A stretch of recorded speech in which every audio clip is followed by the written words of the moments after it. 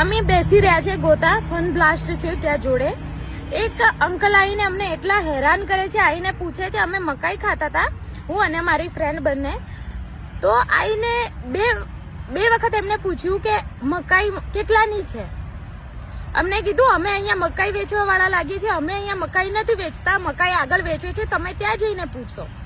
તો એ અંકલ ત્યાં ગયા અને થોડી વારથી પાછા આવ્યા. પાછા આવીને પૂછે છે કે મકાઈના કેટલા છે. હા કોના કેટલા આગળ તો જવાય કોને પૂછે અમે કેટલા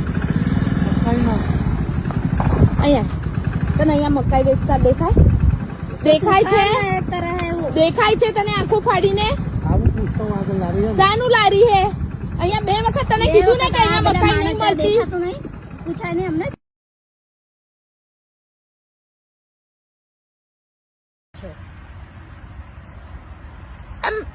અમદાવાદમાં બી અમે સેફ નથી. આટલા પૂરા કપડા પહેરેલા છે એમાં બી છોકરીઓને હેરાન કરવાનું.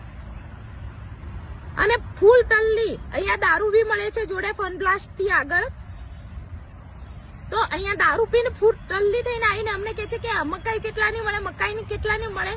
છોકરીઓ જોઈને હેરાન કરવાનું ચાલુ. કઈ સાઈડ થી લાગે છે કે આ કપડા જોઈને અમે લોકો નાના કપડા પહેર્યા હોતી ક્યાંય જઈને અમારે બેસવાનું બી નહીં શાંતિથી.